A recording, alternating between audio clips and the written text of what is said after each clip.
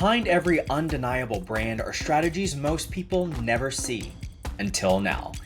Each week, we're ripping open the playbooks of world-class innovators who've built massive communities from scratch. Real people, real results, real systems you can implement today. I'm Kendall LeJeune, and this is Tribe Tracks. Joining us on the show today is Jeremy Knauff. Jeremy Knauff ran a successful digital marketing agency for nearly 2 decades until a health crisis nearly killed him and destroyed his business.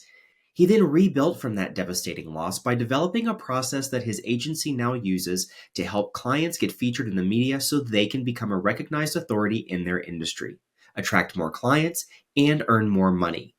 He is a speaker, author, founder of the PR firm Spartan Media, and a Marine Corps veteran. Please welcome Jeremy Knauff. Thanks so much for joining us, Jeremy. I want to thank you. This has been a long time coming. Finally, we get to sit down and chat all things personal brand, community, PR, all of the things. So before we get rolling, can you give us a little bit of a background for people that may not be super familiar with who you are and what type of work you do? Can you tell us what is it that you do? My standard answer for that is always whatever I can get away with. That's good. I like that. Thank you. But the reality is, I guess the way most people answer that is flawed. So I'll answer it how most people would answer it, but then we'll frame it the proper way, which also highlights what I do. But you ask somebody what they do. Like if the average person asked me what I did, most people in my shoes would say, oh, I do public relations, or I'm a publicist, or whatever. But my answer to that is a little bit different. And basically what I do is I take people who are legitimate experts at whatever it is they do, right? In your case, you're a real estate expert. Good friend of mine's a psychologist. We got somebody that runs a SaaS company in our circle. Got all these different kinds of people. They're experts at what they do, and they're great at that, but they're not so great at getting out there and telling their story and promoting themselves. But at the same time, you've got these people who are great at conning people. They're great at selling, but they're not so great at delivering. And so what I do is I take those experts and we leverage public relations through not just media like you'd expect, but also leveraging SEO and social media to turn them into a recognized authority in their industry, which then, of course, turns into more opportunities, more revenue, and all of that good stuff. I love that. I love that. So public relations is one of those terms that I think is almost turned into like a buzzword, right? I actually have a PR degree. One of my degrees is in public relations, and it's very interesting to hear different people's take on it. So I would love to hear from your perspective. If someone's listening to this and they're like, what is public relations? What is your definition of public relations? That's a great question, Kendall, because so many people have really bastardized what public relations actually is, right? Yeah. When we think of public relations, we think of getting featured in the media, right? That might be Entrepreneur, Forbes, Inman, Realtor Magazine, any of the there's thousands, maybe even tens of thousands of publications out there if you really started digging into all the niches, right? And that's what most people think of when they think of PR. They think, oh, I'm going to go get featured in this magazine and everything's going to blow up. All the lights are going to turn green. All the doors are going to open and everything's going to be gravy. And it doesn't work that way. And part of that is they have a misconception as to what public relations really is, right? They think, oh, when I get that feature in Entrepreneur Magazine, everything's going to be set. And no, not really. It's not how it works. You get that feature and it's great. And you go, you share the link and everybody's proud and your mom says you're awesome and all your friends are high-fiving you. But after that, what's next, right? And most people don't do anything after that. They'll share the link and that's the end of it. Public relations really comes down to how you're using all of the tools at your disposal to influence how the public perceives you, right? So that feature in Entrepreneur Magazine is great, but if you just get it and then don't do anything with it, it's useless. So you have to get the publicity, but then you also have to turn around and leverage that publicity in your marketing. And this is where a lot of people go wrong is even if they do a fairly large campaign, they'll get a bunch of publicity and then they don't do anything with it. Whereas you take that publicity, you turn it into a bunch of content, and generally speaking, you could take a single piece of publicity and turn it into easily a few dozen pieces of content if you approach it the right way. So when you do that, it creates this massive perception of what you're doing because people are constantly seeing everything you're doing on social media, in email, on websites. They go and they search and you show up, right? So it's everywhere. And that's how you start to really make an impact. But at the same time, we have to be careful not to jump into any of these shortcuts. Now, since you've got that background, you probably know some of the shit I'm talking about. The people who are like, oh, I want to go write for Forbes Council, or they're like, I'm going to get a press release and now I can say I'm featured in all these places. Like, no, that's not how it works. When they approach it wrong, it can create problems for them. I'll give you an example. It's actually somebody you may have crossed paths with. I'll tell you who it is when we're done recording. Perfect. But he was one of these engineer types. In fact, prior to getting into real estate, he was an engineer. I don't know if you ever worked. Have you ever worked with an engineer? I have, yes. Okay. So yes. That pained look on your face said everything right there. Just because my brain doesn't work the way an engineer's brain does. Nobody's brain works the way an engineer does. I totally respect it. I'm amazed by it. I can't get on the same wave. Exactly. Oh man. So I'm the same way, man. I'm not going to be like that kind of person. But to put it in context, the red flags were there in the beginning. When we do an onboarding, we can typically extract all the information we need in about an hour or so. And then from there, we go back, we put together a plan, come back and review the plan together. And man, 99% of the time, 99.9% of the time, probably, when we go through the strategic plan with a client, there's no edits, no changes, no nothing, because we've got the process so dialed in that when we talk to them, we know exactly what they want, what they need, and how they need to be portrayed. With him, the onboarding took 4 hours, and going through the strategic plan took another 4 hours, right? So I should have known that this was going to be a nightmare. Red flags everywhere. Yes, exactly. So one day he calls me up and he's like, hey, I want to do a press release. Now, mind you, we're about maybe 2 weeks into the campaign, brand new. His training wheels are still on. There's not much traction yet because we had just finished the planning and putting everything together. And I'm like, all right, the last time we talked a few days ago, there was nothing new going on in your business. What has happened that's newsworthy that you want to put out here that you think is worthy of a press release? And he says, I was accepted into the Forbes Council. And I'm like, oh, shit. All right. Kendall, do you know much about the Forbes Council? I don't know very much, but I know enough to know why you're laughing about it. But for those that are listening that may not be familiar, could you give us a little bit of context? Yes. Okay. So first of all, the Forbes Council is not actually even run or owned by Forbes. It's owned by a completely separate third-party company. And essentially, it's a pay-for-play thing. So you pay a fee. I don't remember what it is. It started off, I think, around $1,500. Now it's somewhere closer to $3,000 or $4,000, if I remember correctly. So that's what you pay for the year to be able to write for Forbes. But it's not actually Forbes. If you go and you search, all those pages are no indexed, which from an SEO perspective means Forbes is telling the search engines not to include these pages in the search results. So unless you have a direct link, you're not getting to that page. It doesn't show up in any of Forbes' main content. You have to directly go to it. So you're not getting anything from their traffic. You're not getting anything from search traffic. Nothing. All that you get is what you drive to the site. The other side of it is it has this great big banner in red letters that says membership-based program or something like that. I forget the exact wording, but basically it's saying this person paid to be here. And then the other side of it, of course, is if you do write for Forbes Council, you can never write for the actual Forbes because the people who built these companies that manage these programs, and a lot of companies have them. Forbes has one, but entrepreneurs bastardized. Theirs started off legitimate and then they switched. But there's a few other companies, other outlets that have these kind of programs. And the company that actually built and modeled that whole program put in a non-compete. So if you write for the Forbes Council, you can never write for actual Forbes magazine. Wow. But the biggest problem is, like I said, it's pay for play. If your credit card has enough room on it, you can write for Forbes. This is not newsworthy. And he made the rebuttal. Everybody I talk to says it's really exciting. And my mom thinks it's so cool. And all my friends are amazed. And I'm like, okay.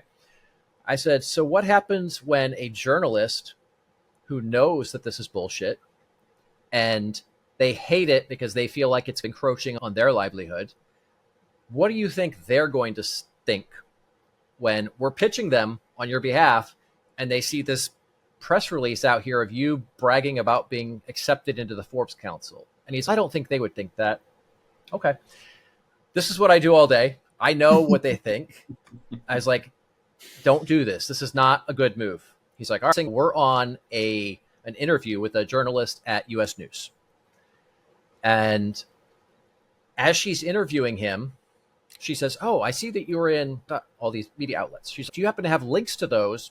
I can use some of those for some of the base of this article to get a foundation here. And as soon as she said that, I was like, oh, shit, I bet he went and did this on his own.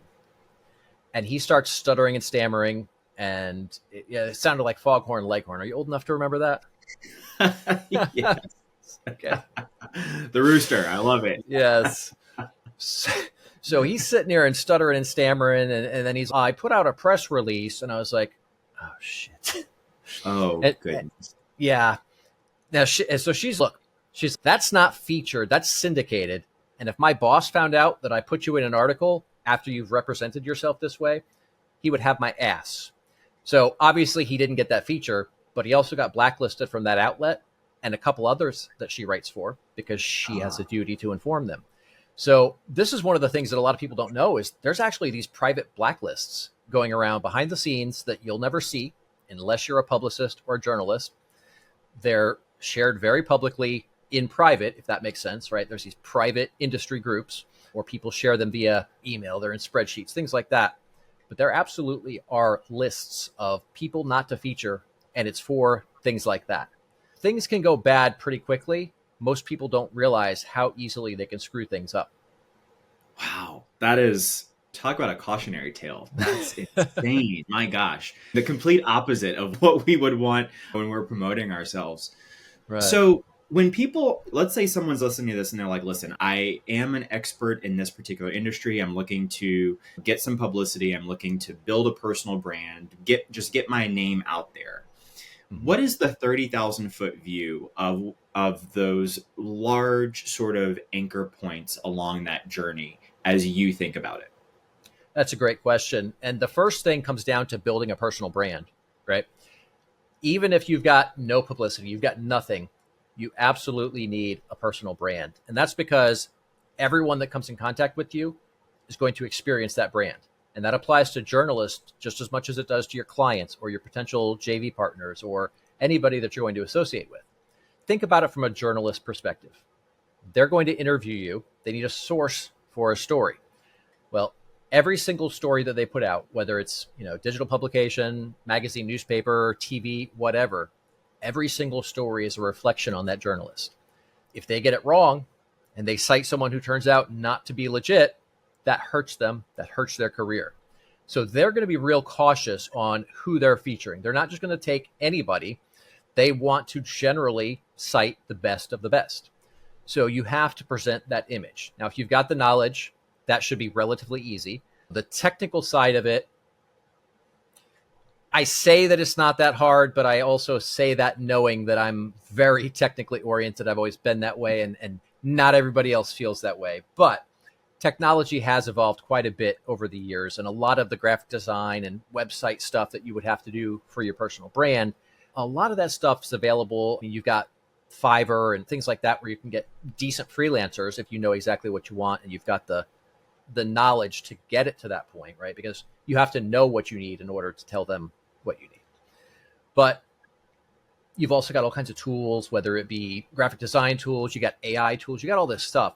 But basically what you want to do is build a strong personal brand. So you should have some kind of a logo. You should have great photos. That's going to have a huge impact. You should have your name as a domain, right? And that's a little bit harder these days with as many people as there are and as connected as the world is, right? Everybody's buying domains for all kinds of things. So if you cannot find your name as a .com without hyphens in it, then look at some of the non-traditional TLDs, right? Now, these are the things that are not the .coms. And I would say get away from .net, .biz, stuff like that. Those to me have always seemed cheesy. And I think a lot of people feel that way. If I'm going to go for something that's not a .com, I'm going to have that extension That's all the pieces after the dot. I'm going to have that extension be something that makes sense for whatever it is I'm doing, right? Let's say you were a real estate person. I think there's a TLD for real estate. It's just .real estate, if I remember correctly. There's thousands at this point. There's so many different TLDs you can work with. You've got .me, you've got .tech. Just go look at something like Namecheap or GoDaddy or any domain registrar and look through and find something where you can get your name, however you go, right? If you have a first name, last name, if you've got an initial, put it in there if you need to do that to make it work, but only if you're going to use that in your brand as well, right? But then you want to start putting information on it. That information is going to demonstrate your knowledge. So that might be blog posts, that might be videos, that might be, you got tutorials, maybe you've got some white papers, some workbooks, some guides, things like that. And then start putting content out on social media as well. And all of that information is going to help you not only start to build an audience, but also build credibility. So when you do pitch the media, they're going to be a lot more receptive. They're going to see something that's going to represent an expert. Now, we talked about the information, which is the foundation, but we also have to make sure it's branded consistently. But you mentioned that you've been following me on social for a while. You've probably noticed that same profile picture everywhere, same cover photo everywhere, and they're all just like repositioned based on that platform because each platform's got different size requirements. But what that does is it demonstrates a level of knowledge, competence, attention to detail, because all these pieces are in place. So when they go look me up, they get a really good, warm, fuzzy feel about who I am and my knowledge and my capabilities. And then on that same note, we use SEO to control what shows up when somebody searches for your name. If you search for my name, you're going to see that knowledge panel across the top and down the side. And then a whole bunch of articles from various news outlets. All my social media profiles are in there. There's a lot of things like that. So when they come up here and they see, oh, hey, he's been featured in Fox Business multiple times. He writes for Inman. He writes for Realtor Magazine. He writes for Newsmax, Entrepreneur, like all these major publications. It's, yeah, of course this guy knows what he's talking about. So it creates that perception that you're solid, you're knowledgeable, and you can actually answer the questions that they need in a way that will bring value to their audience.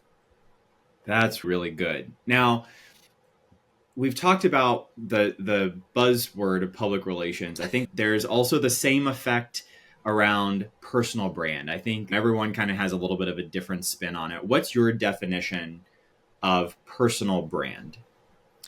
So for me, a personal brand is basically an encapsulation of who you are, what you stand for, what you do, and why you do what you do. So the way that I've always advised people to build a strong personal brand is you pick your 5 pillars of content, right? So we're all going to have various things that we're going to want to talk about. But if we take 5 core principles, 5 core topics, we can connect that to damn near anything. For me, I'm going to talk about, obviously, PR. I'm going to talk about, on the broader picture, marketing, and then entrepreneurship as well. But I'll also talk about overcoming adversity. I don't know if you and I have ever talked about some of my background on that, but we'll get into that at some point. Overcoming adversity is a big one for me. And then veterans issues. As a Marine Corps veteran, obviously I have a certain spot in my heart for our brothers and sisters who have served. And if we're being completely honest, are usually neglected by our government, left to fend for ourselves. And that's okay. That's what we're going to do. We're going to take care of each other. But every piece of content I produce is going to be connected to one of those topics. Now, a lot of people think that this is limiting. They're like, oh, then I'm stuck in this little box. No, you can connect almost anything, right? For example, I haven't been talking about politics all that much. Before we go down this rabbit hole, is this an okay rabbit hole for you? Absolutely. Okay, cool. Let's do it. All right. So one of the things I talk about a lot is various PR crises that are in the news. So there was the Bud Light one a while back. There was a Liberty Safe, several really big ones that have had a profound impact on the company and the people connected to it. So there was something recently that came up with this lady here in Florida. She worked at some real estate management company of some sort. I don't remember the details right now, but she also worked for FEMA. And when that hurricane came through, they basically skipped over all the houses that had any kind of Trump signage out leading up to the election, right? So Right. all of these people were basically ignored and overlooked by the government that they've been paying taxes to. And in this emergency, they were just left on their own. So obviously, politics aside, that's completely unquestionable. There's no way that's acceptable. Everybody involved did the right thing, but that was something that I covered in kind of the PR crisis side of things. We talked about it. We talked about the role it played. I talked about how it impacted that real estate company and what they would have to do to fix the problem, and how you can, as a business owner, if you were in this situation, how you can then take that and respond to that effectively.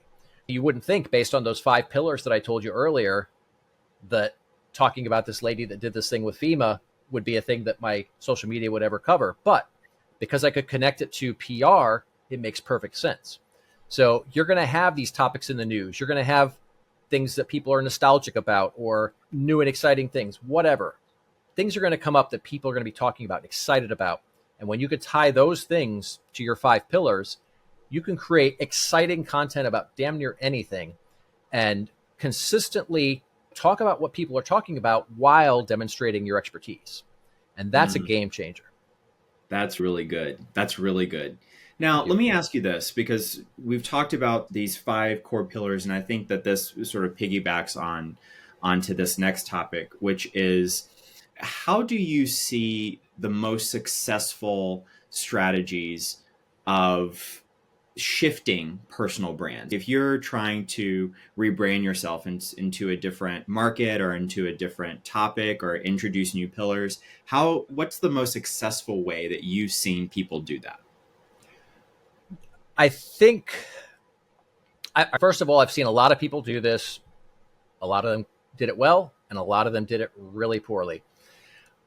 I had my own situation with this, which, have we ever talked about my rebranding and backstory and all that? We haven't. I'd love to hear about it, though.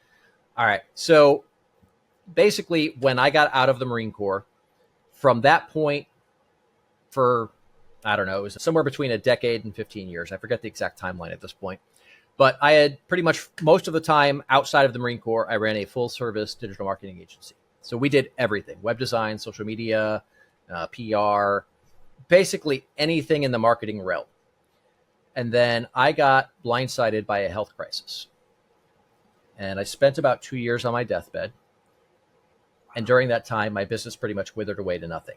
If you're gone from the marketing world for 2 years, you might as well be some random guy from Fiverr. Yeah. And so I had burned through every bit of money we had just trying to stay alive. And the business was nothing. And now I'm at this point where I'm broke. I've got no business. I think I had just recently turned 40, somewhere right around that time. And I'm basically starting over from less than zero. And I didn't really have much of a plan, but I jumped all in and started leveraging public relations along with some SEO and social media to put myself back on the map. And at that time, we had been really heavy into SEO. And so I started writing a lot of articles about SEO, going really deep into the technical side and predicting what was going to happen and how the industry would evolve and things like that. So I wrote this one article in particular, and then I turned around and I pitched it to a podcast in the SEO industry. They loved it. We did the episode. It was one of the most listened to episodes that they had in years, and everything was great. So then I took that and I used that to go pitch another podcast in the SEO industry. Same outcome. Everybody loved it. One of the most listened to podcast episodes for them in years. And then I took that and I pitched writing an article for the largest publication in the SEO industry. Same deal. It blew up. In fact, you may have seen it. I posted it recently because it predicted everything from 7 years ago that's going on with Google right now. So that one was huge. Everybody loved it. It was one of the most popular articles on the site for that period of time. And it still gets a tremendous amount of visitors at this point, 7 years later. But then I started just stepping on these and leveraging them to get the next piece and the next piece and the next piece. Next thing you know, I'm featured in Forbes, I'm featured in Entrepreneur, I'm featured in Inc. I'm all over the place. Then I start taking this stuff and I turn it into a ton of content. And it looks like I'm literally everywhere. Everywhere somebody turns around, there's Jeremy. There's either something Jeremy shared, something that somebody shared of Jeremy's, just something comes across natively on their feed. They're just seeing me everywhere, and they're seeing my knowledge, what I'm sharing out here. And within a short period of time, I was listed as, there was a long running award for a search engine journal. And it was the top, at the time, it was the top 140 SEO professionals in the world, right? And this includes people all over the world, right? Not just America. Top 140 in the world. So then that was great. Kept doing that for a couple of years. And then eventually I realized this is something that a lot of people need. There's some awesome people out here who are great at what they do. They're really focused on bringing a ton of value to their clients. They're always over delivering. And we've got these other people out here who are, let's be honest, scumbags. They're great at selling. They're great at persuading people, right? It's a masterclass in con artistry, but they're not delivering any value. And because they're better at promotion, they're the ones getting a lot of the business. So I was like, I'm going to pivot entirely to PR. And this was right around COVID at this point. I'm like, I'm going to go ahead and pivot. We're going to focus entirely on PR, but we're not just going to be a PR firm. We're going to do this around taking someone and not just getting them a bunch of media coverage, but turning them into a recognized authority in their industry. And if you really want to take it to the next level, even outside of their industry. For example, one of the clients that we worked with, have you met David Phelps? No, I haven't. Okay. He's in family with us as well. Awesome. I think we've been working together for, 3 or 4 years at this point. He's one of those guys that whenever he's on stage, everybody comes out of the halls and into the room, right? He's the guy that everyone wants to hear what he thinks about what's going on financially, what's going on in the real estate market. And he understands economics at such a high level, it's almost unfathomable. So he had come across a post that a friend of mine put up when I was speaking at stage at Family a while back and asked her for an introduction. We ended up doing some business together, and basically we started featuring him in the media all over the place. And then a few years ago, Florida signed this new financial literacy curriculum into law under the DeSantis administration.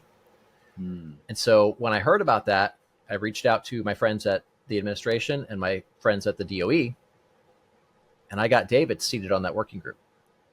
Wow. So it's a 13-member working group.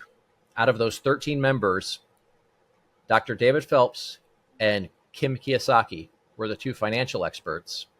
Everybody else was like these curriculum developers, educators, stuff like that. Super important. They needed to be there, absolutely. But now here's David and Kim are the two financial experts. So now he's in an entirely different category. He's the guy that helped the entire state of Florida develop its FinLit curriculum that is being taught to all of the K through 12 students in the entire state.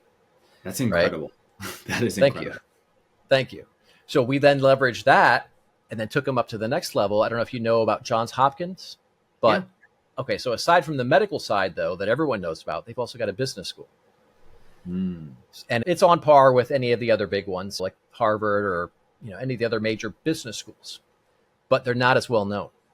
So we recently did an event with Johns Hopkins where David and Kim, along with a few other of my clients, basically did a panel where they were speaking to Johns Hopkins master's level real estate program graduates. Took them all out to DC to their new campus out of that Bloomberg building. Gorgeous building, by the way. Oh my God. Wow. But put them on stage with all of these real estate experts at one of the largest, most prestigious business schools in the world. And I'm setting my sights next to create some kind of national financial literacy program at the presidential level and bring them into it and take them up to that level. I love that. That's incredible. That is absolutely incredible. My gosh, what a story. So much adversity and just overcoming that. My gosh, wow. So let me ask, jumping back over to personal brand and kind of digging into that, if you had to say these are the core elements of a personal brand, we've talked about the pillars, the 5 core pillars. What other sort of main elements do you believe construct a personal brand that people need to start identifying if they're like, I don't know if I have a personal brand, or I need to start defining what my personal brand is?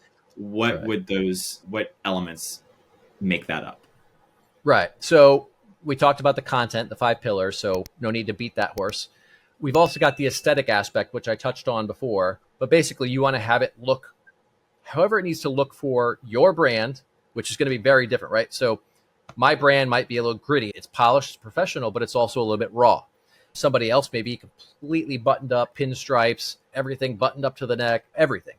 Some people may get away with like a more playful brand, right? So it just really depends on who you are, what you're trying to convey, and who your target market is. But it needs to convey an appearance that's going to resonate with the audience, not you, because you're not your audience. And this is where I see a lot of people go wrong. I don't like that, but your target market does, right? So this is an important thing we have to keep in mind. So it needs to be consistent across all the platforms, whether they're on your website, they're on a social media profile, they're looking at one of your lead magnets. Everything needs to be consistent everywhere. And then the other thing is look at who you're associating with, because that says a lot. It's the whole birds of a feather thing, right? Show me your 5 friends and I'll show you your future. Who you're connected with plays a big role in how people perceive you. There's certain people, we won't say their names, but there's certain people in our industry, within our sphere of influence, that we know are not honest and ethical people. We don't often see a lot of the people in our circle engaging with those people. They might be connected, but they're not regularly engaging. And that's because they don't want to be connected with what that person stands for, what they believe in. So we have to be very careful about who we associate with, and don't just go look for the people that you think are going to give you the most impact, right? Yeah, maybe somebody's got a ton of money. Maybe somebody has a resource or a tool or a connection that you need. But if they're the wrong person, you're going to compromise your brand if you're connecting with them just to get that out of it, if you guys aren't actually aligned. So everyone that you connect with will say something either positive or negative about your brand. And then from there, we've got something that we put together whenever we're doing a strategic plan, what I call our core positioning statement. But it's basically, you go through this whole process. And in fact, you know what? I've got one of our guides I'll give you, and you can give to your listeners to use for free. That would be amazing. Yeah. My pleasure. Thank But you. we've got this thing where basically it's like a series of questions. You go through this and it's going to give you a ton of information that you probably haven't thought of about who you are, what you stand for, all of these things. And then from there, we take that compilation of all that information and distill that down into a nice, tight, concise message. And that's what I call the core positioning statement. And that basically, that will tell people who you are, what you do, what you stand for, why you do it. And that's really important because that activates a part of our brain that's not always activated. Do you know what oxytocin is? Yep. Okay. But tell our listeners, because yes, I will. This is a big topic, and I'm glad that you brought this up. So oxytocin is actually a hormone in our body that's produced when we are engaging with a story. So if somebody's telling you a story, or you're watching a movie, or you're hearing something on a podcast or radio, that's going to produce oxytocin in your brain. Anytime somebody's engaging in storytelling, the listeners will be producing oxytocin. Now, the beauty of this is oxytocin is not just some fancy medical word. It's the hormone in our body that's responsible for trust. So when you leverage storytelling, you're actually inspiring trust. And the other cool thing about it is storytelling is a great way to get information across without coming across too salesy or that internet marketing bro kind of mindset that people sometimes see. So it really, when somebody understands not just what you do, because we talked about this earlier, what do you do? I could say I'm a publicist, but it's actually a lot bigger than that. And when they understand the why behind it, it creates a different level of trust, because it's not just, hey, this seemed like it would make a lot of money, so this is what I decided to do. It's, hey, this is a problem that I had, and here's how I solved it, and now I solve this problem for other people. And it's a completely different positioning when you can approach it that way. Yeah, I love that. There's always been a big sort of narrative around storytelling as it relates to sales. And I think even more recently, people are starting to pick up on story selling and things like that. But I think what's so cool about it is like that is it's not just a soft skill of storytelling.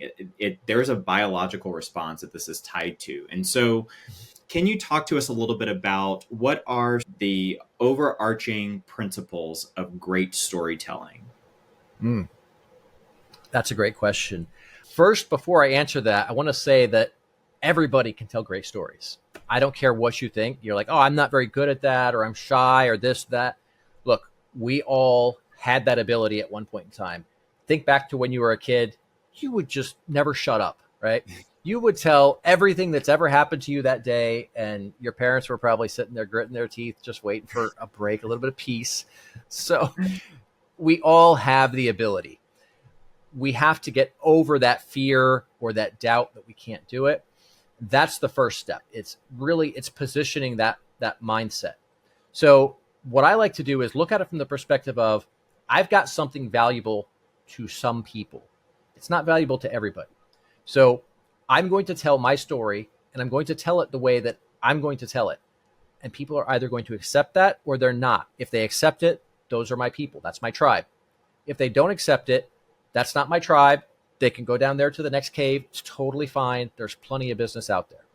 And when you look at it from that perspective with a certain level of insouciance, where I don't have to get everybody. I don't have to work with every single person that I cross paths with.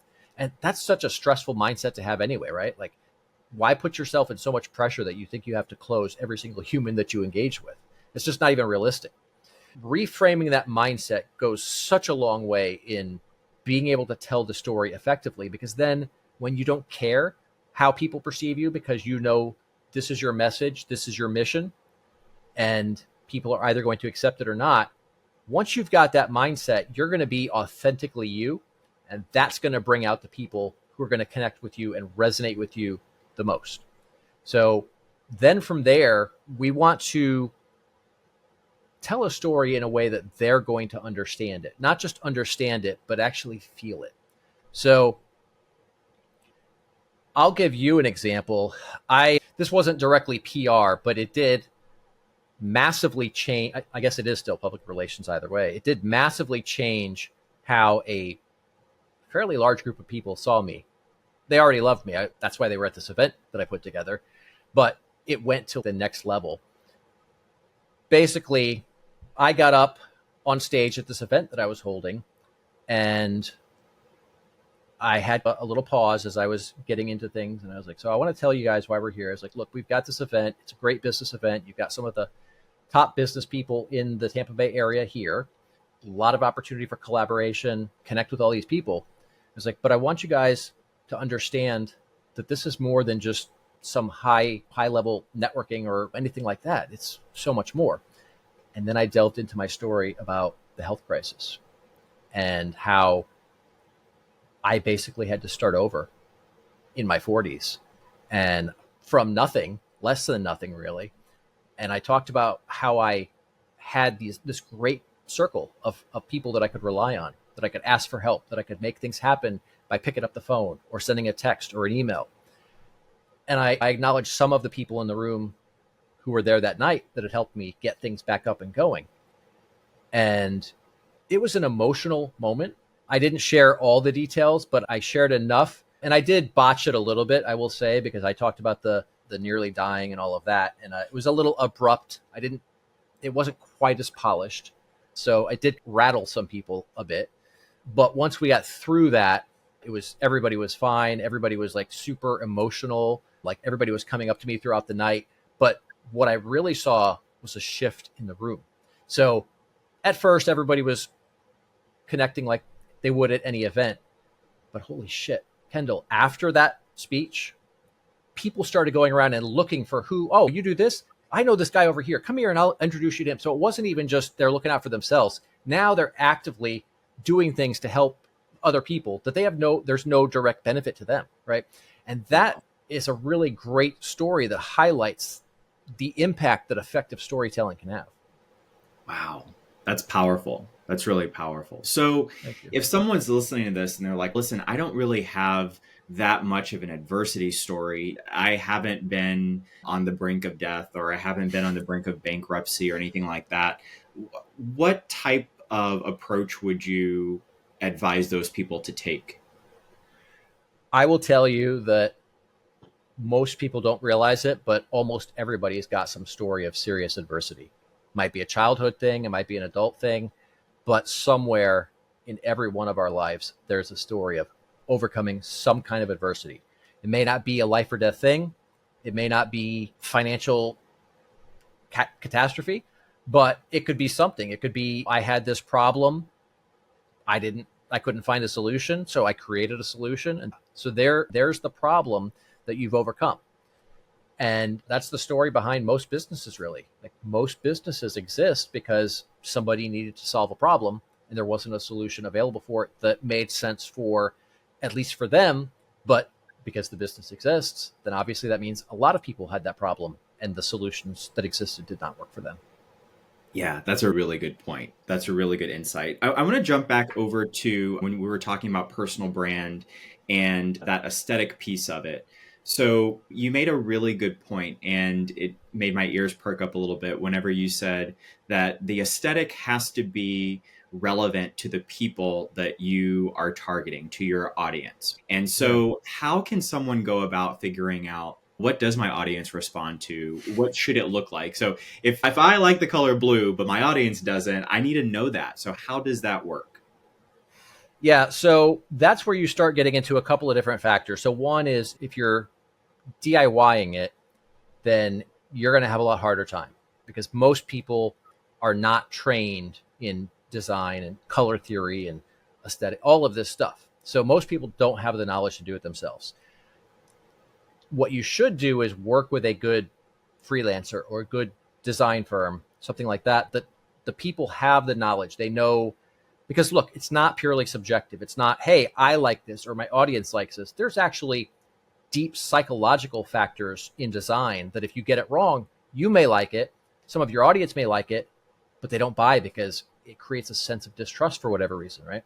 So there are absolutely design fundamentals that we have to adhere to. And there's times when you can break those rules, but you have to know what the rules are to know when you can break them. So work with a good freelancer or work with a good agency and get something really solid. And then you can also do what's called focus groups, right? So you're getting people who are in your target market.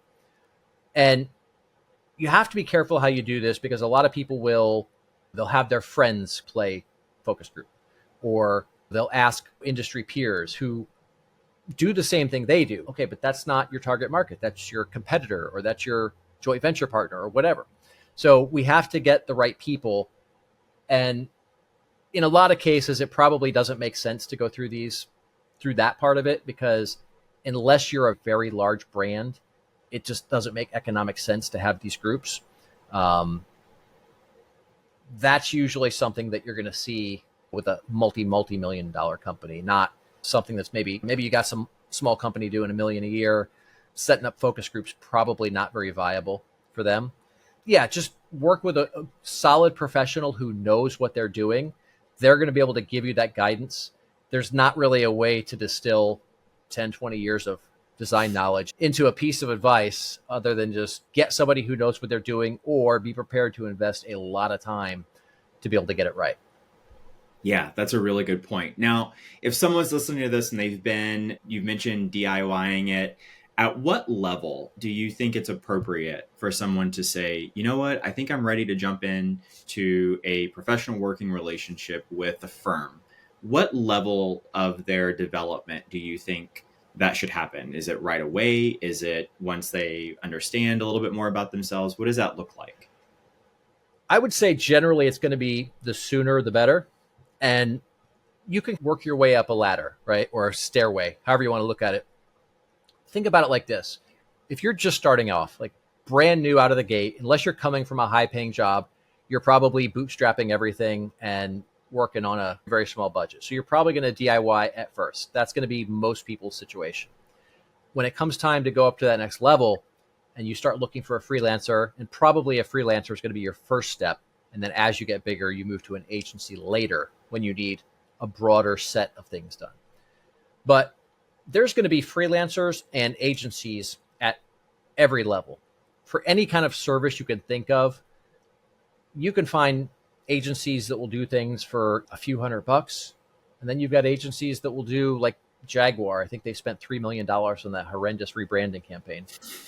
And the entire internet's dragging them right now. So it's not always about how much you pay, but there is some truth to the you get what you pay for mindset.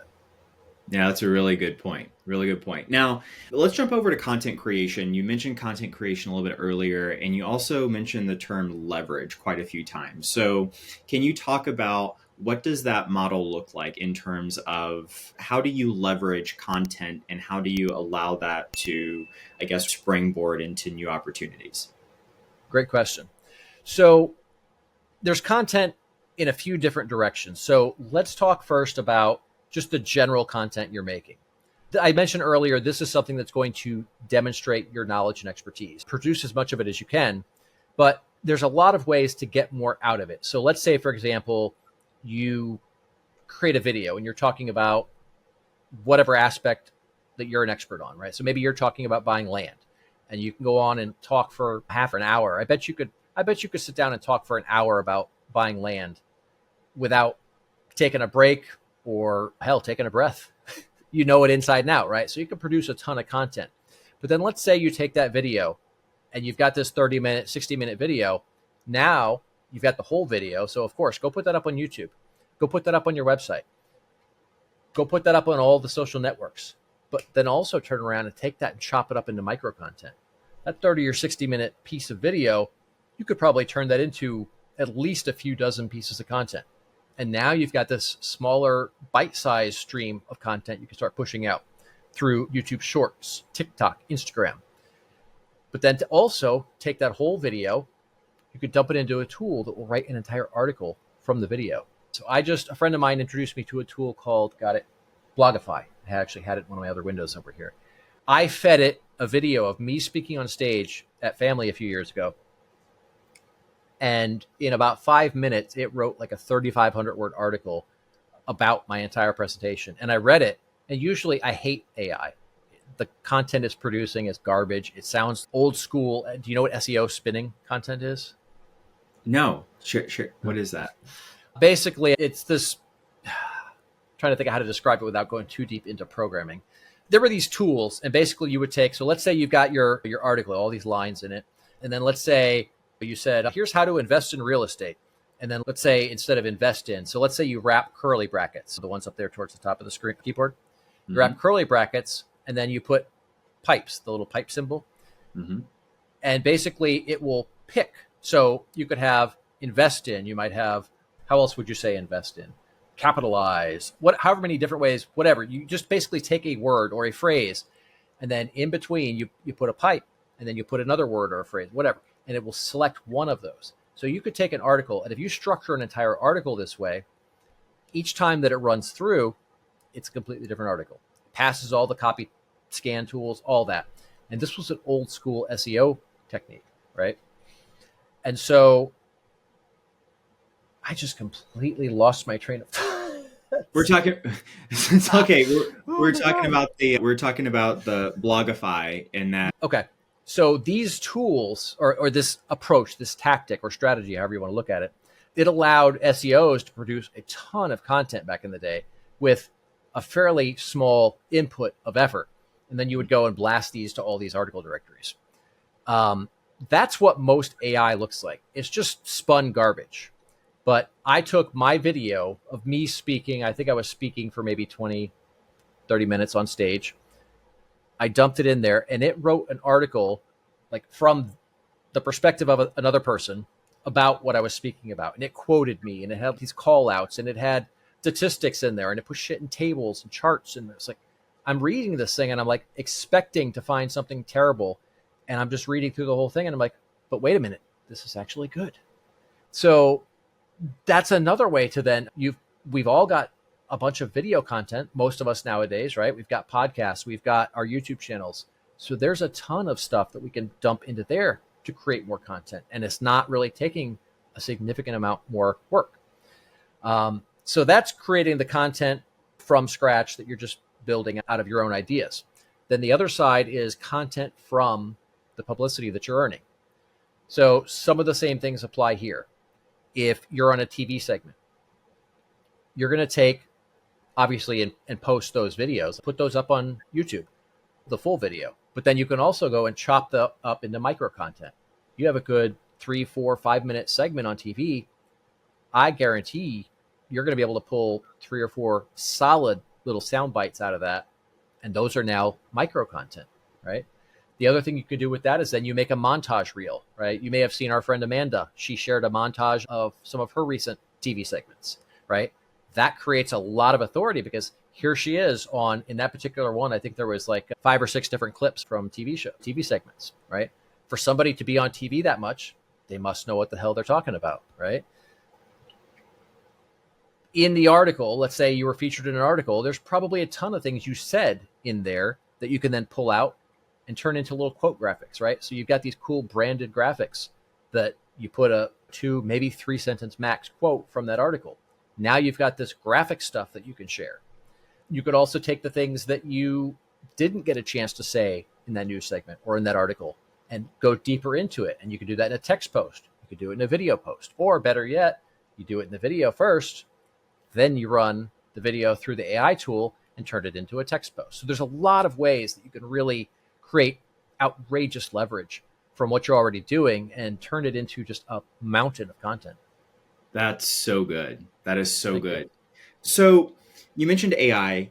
I want to talk about how are you seeing AI work with SEO? So if let's say someone is like bootstrapping this and they're just trying to get the best optimized, let's say, titles for their YouTube videos. Do you know of any AI tools, or how can they go about doing that if they're trying to make sure that everything is optimized in terms of titles, blog articles, whatever it is that they're putting out? I have to say, all right, so a couple of disclaimers. I have not really been heavy in SEO for a few years now. There may be a lot of tools that I'm not aware of, but I've always been very hesitant to rely on AI for something like that, at least if you're not going through and reviewing everything, right? So don't just take it at face value. If you're going to let the tool do the heavy lifting and then go in and tweak it from there, then that's fine. As far as what specific tools on the SEO side, I don't know. I've just been dabbling with that Blogify one that I talked about. I've got some experience with it, but I don't have a ton. What I would suggest, so there's a guy in our circle. Have you had a chance to meet Bob McIntosh? Yeah.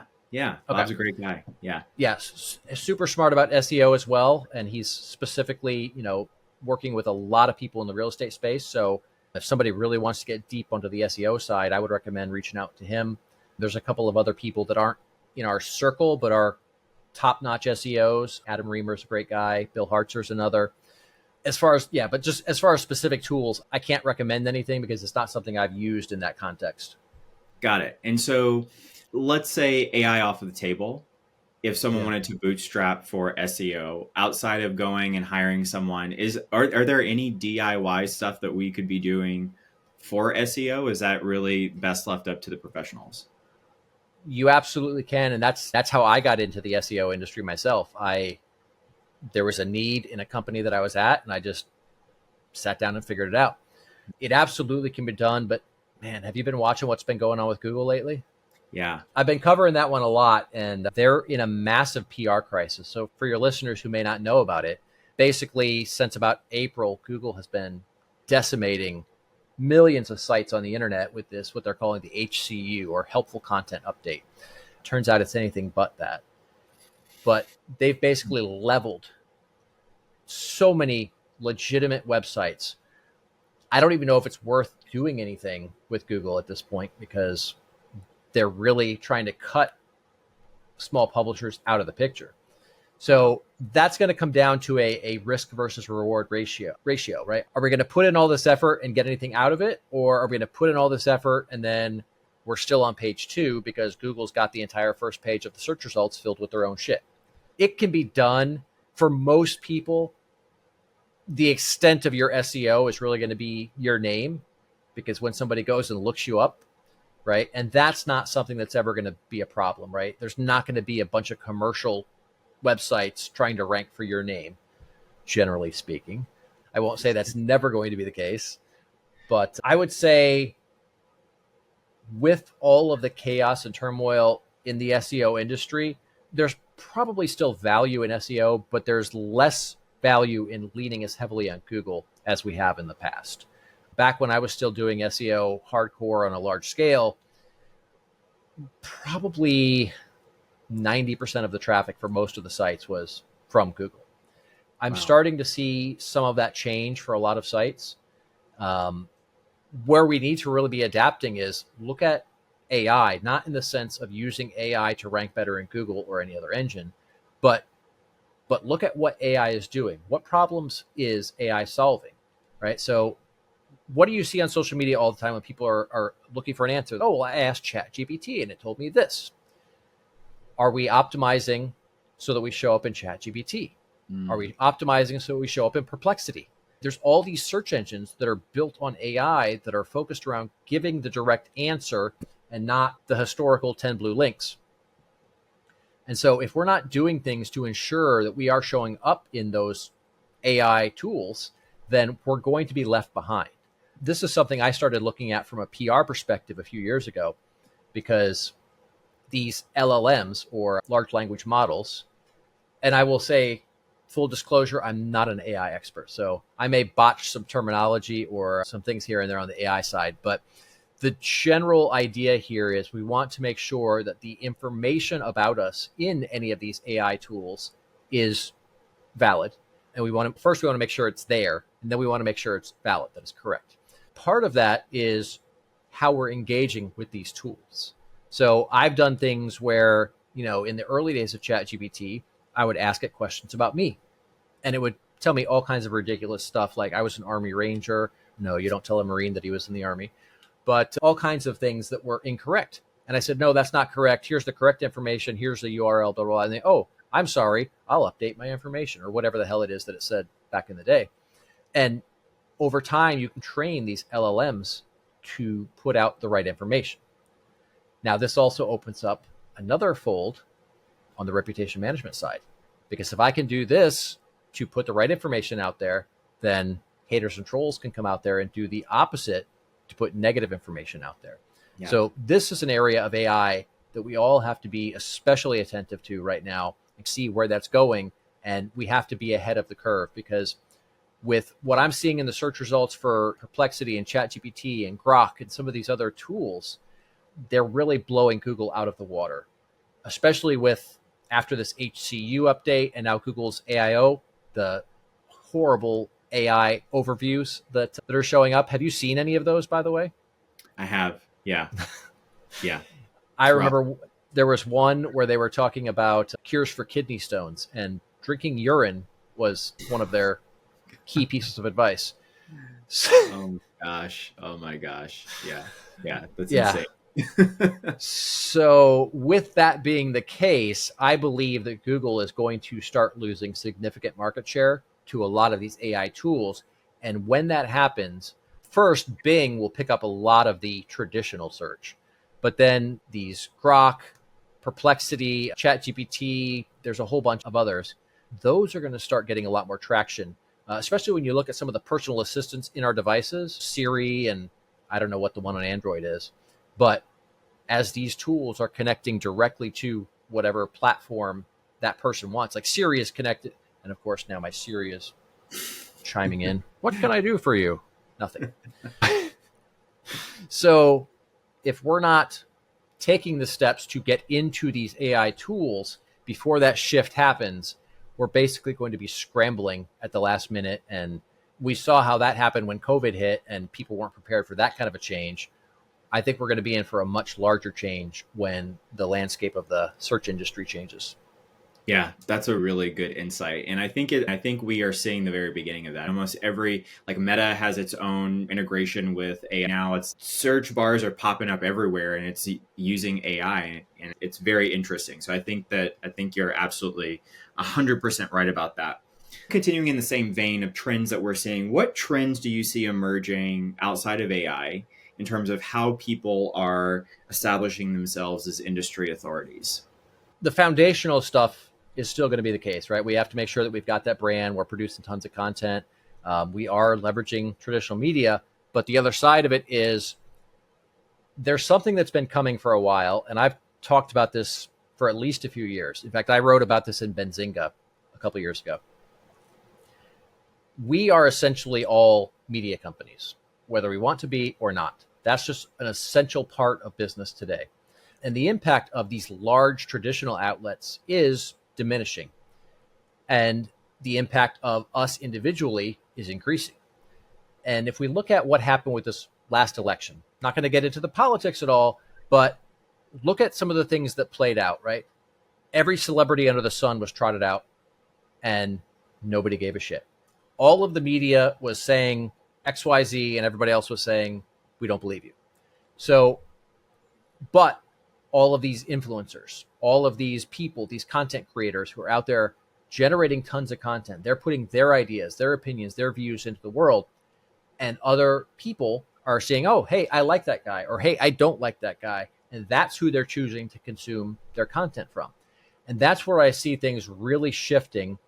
We're going to see a lot with live streaming, right? Not just creating content, but also live streaming and engaging in real time with people in a video setting, which is great because you get that body language, you get the facial expressions, you get everything, and it allows you to build a much stronger connection more quickly. Now, it's not going to help you connect with people who aren't your ideal avatar anyway, and that's okay.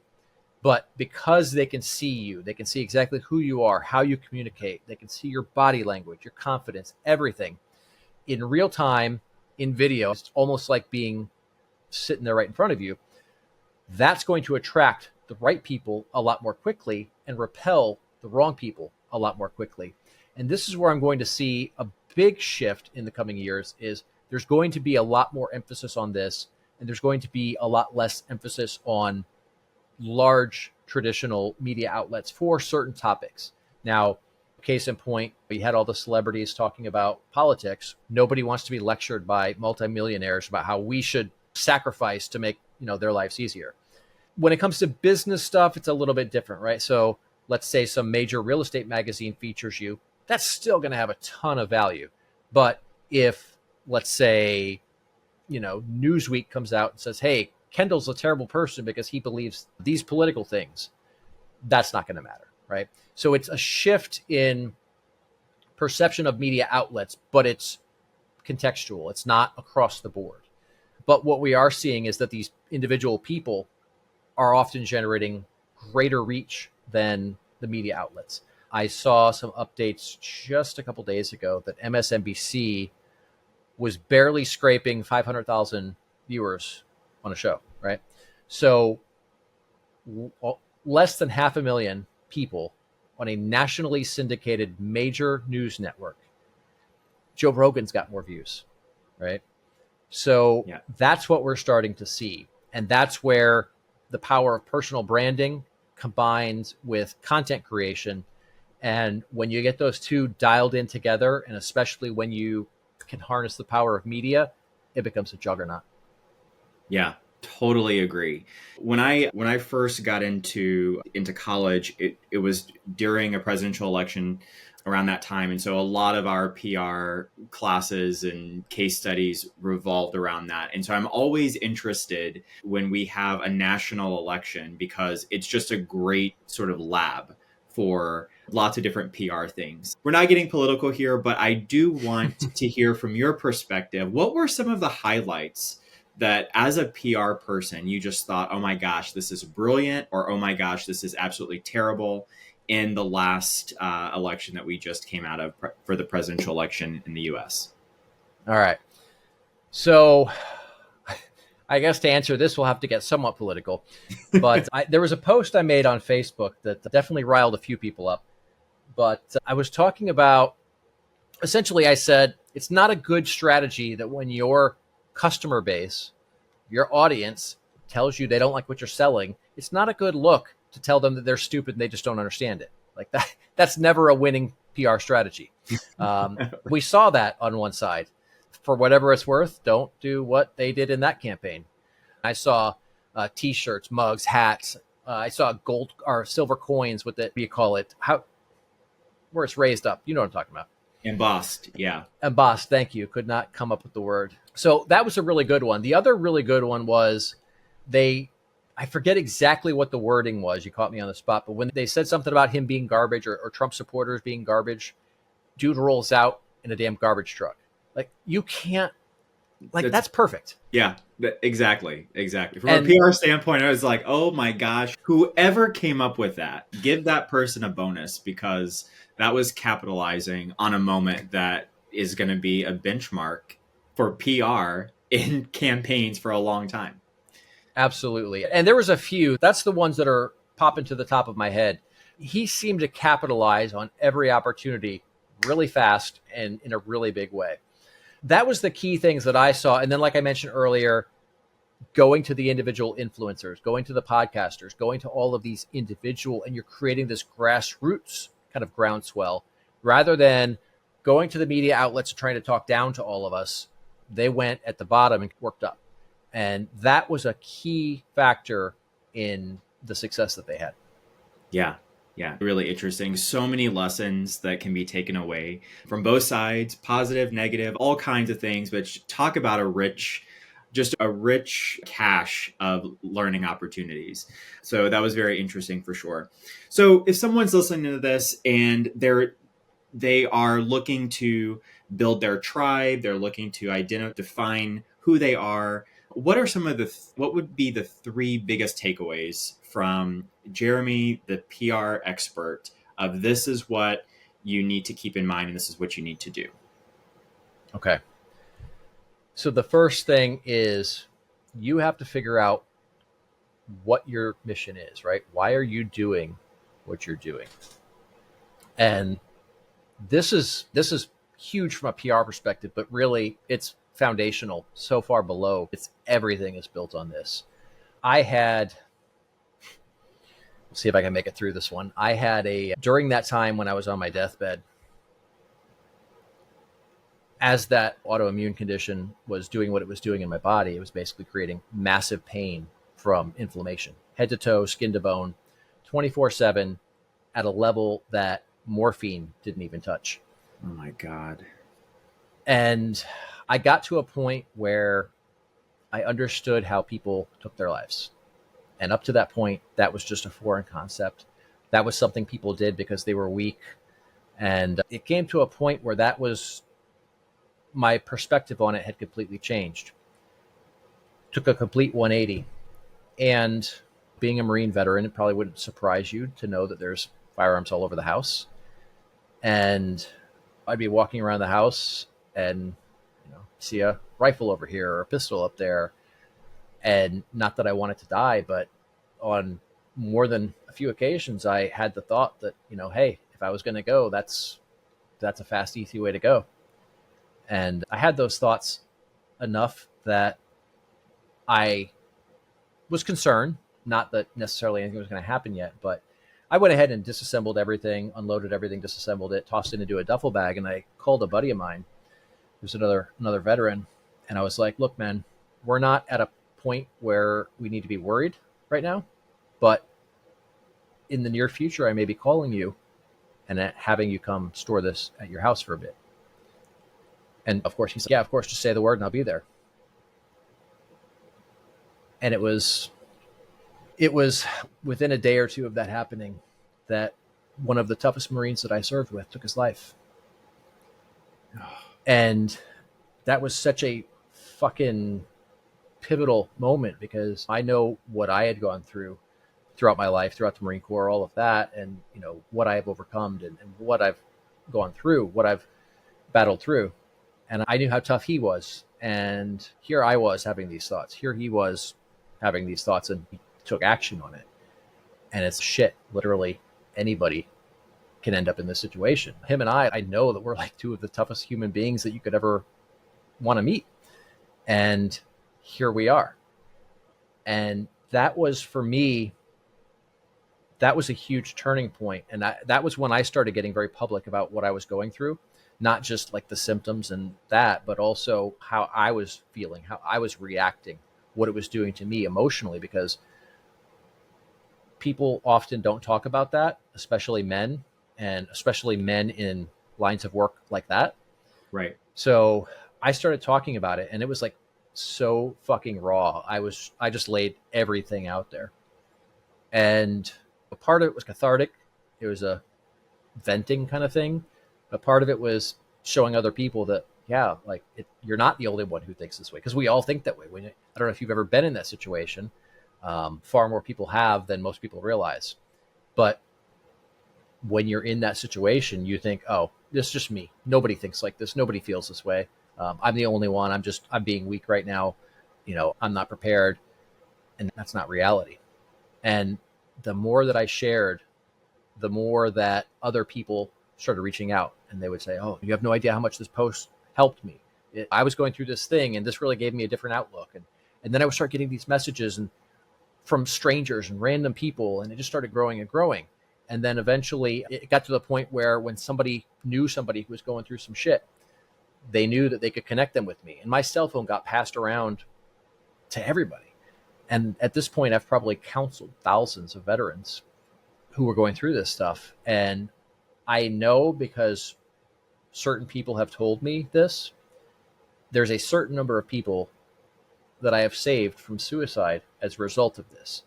Wow. I'll never say who they were. I'll never say how many there were, but a certain number of people have told me specifically that through us talking, it pulled them back from the edge. Had I not gone through this, that would have never happened. Or had I given up, or had I just not said anything, those people wouldn't be here today. And so as shitty as my situation is, that's a thing, that's the silver lining in this shitty situation. And I look at everything that I do as a mission to serve as an example for the ones who are here with us, but also to live the life that my brothers and sisters who didn't make it back or didn't win the war back at home, that it's a life that they would be proud of as well. And so for me, that's my mission, and everything I'm going to do is going to be to fulfill that mission. And that's what gets you through the hard times, because it's not about you. It's about the other people. And we're all going to do more for other people, ironically, than we will for ourselves. So having that mission is the foundation of everything. And then from there, my gosh, what's what that? an impact. I said, what an impact. That's remarkable. Thank you, man. Yeah. Thank you for sharing that. My pleasure. Not really, but Yeah. yeah, I never know how that one's going to hit until it starts coming out. But yeah, so that's your foundation. And when you can have a good, solid reason behind what you're doing, that's going to pull you through all of the adversity, all of the haters and trolls, all of the challenges, the stress, the fear, the confusion, all of that. So that's step one. Step two, get out there. Not only get out there and promote yourself, but get out there and learn more. Get out there and get better at your craft. Do all the things that you need to do to be the best that you could possibly be at what you do in serving other people. And then from there, just keep learning and adapting, right? Look at what's going on. I pivoted to PR a few years ago, and it's great, but that industry is changing dramatically, and I'm changing ahead of it. But I'm already seeing publicists who are starving because they're not paying attention to how things are evolving. I'm seeing people who are still entrepreneurs, the ones who are DIYing their publicity. I'm seeing them use strategies and tactics that don't work anymore. They're wasting their money. So we have to look at what's coming ahead of us and constantly work to stay as close to the forefront as we can on that, right? We don't want to go, we had a term back in the tech industry. You've got leading edge and then you've got bleeding edge, right? We don't want to do the bleeding edge because that's where you're doing untested shit, completely untested. You're operating in 100% experimental mode. Things are not stable. They're not reliable. You don't want to go quite that far. You want to get ahead of the majority so that you've got that early mover advantage, but you don't want to go so far that you're wasting a lot of time, energy, and resources on shit that's never going to pan out. Yeah. Oh my gosh. That's so good. That right there, I need to listen to that a few more times because there's so much good in that. Thank you. Thank you for that. So my Jeremy, pleasure. As we wrap up here, what would you consider to be your superpower? I would have to say my superpower is just adaptability. I've gone through so many major transformations in my life and in my businesses, and it doesn't really matter what gets thrown at me. I find a way to make pretty much everything work. And that is going to be the most important thing that any entrepreneur can have, I think, is that adaptability to be able to adjust to what's going on ahead of everybody else. Yeah. I mean, that's survival, right? If you're not growing. What makes you feel like the best version of yourself? What are you most passionate about? What lights you up? I would have to say when I am being completely authentic, right? When I'm out there doing the work for the people that I believe in, they're great clients, they're providing great value, great services to their clients. When I'm doing what I'm doing and they got the guardrails off, training wheels are off, they're letting me do what I need to do, and they know and trust that we're going to do what is going to work best for them. That's when I just get into absolute genius mode, and we make things happen that if you look at it on paper, there's no logical reason it should have happened, right? But because everything's aligned, you got the right client, you got my knowledge and connections and resources, and you got that trust, everything just gels and it creates this harmony that is untouchable. I love that. I love that. Thank you. I want to thank you so much for just being so generous and with your time, with your experience and sharing your knowledge today. How can we give back to you? What types of connections or resources are you looking for right now? I'm actually looking for, that's such an odd question. I love it. I've never heard anybody ask that kind of question on a podcast before. I'm actually looking for connections to the medical industry, high-level doctors. Got something we're working on that side of things.